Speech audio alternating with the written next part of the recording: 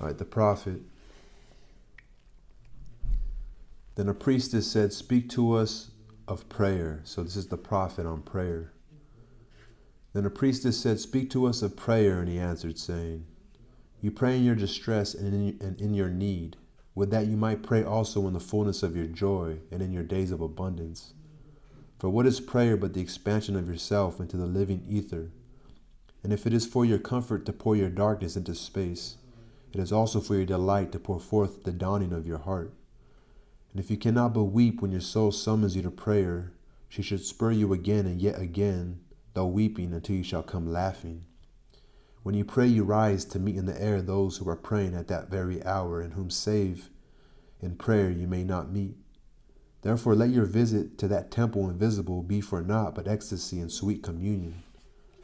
For if you should enter the temple for no other purpose than asking, you shall not receive. And if you should enter into it to humble yourself, you shall not be lifted. Or even if you should enter into it to beg for the good of others, you shall not be heard. It is enough that you enter the temple invisible.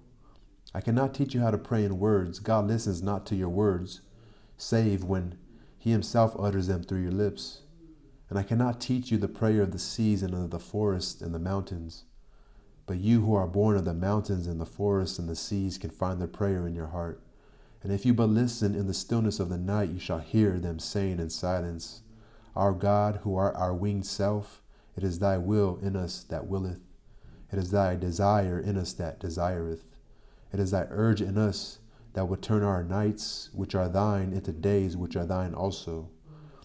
We cannot ask thee for aught, for thou knowest our needs before thou art born in us.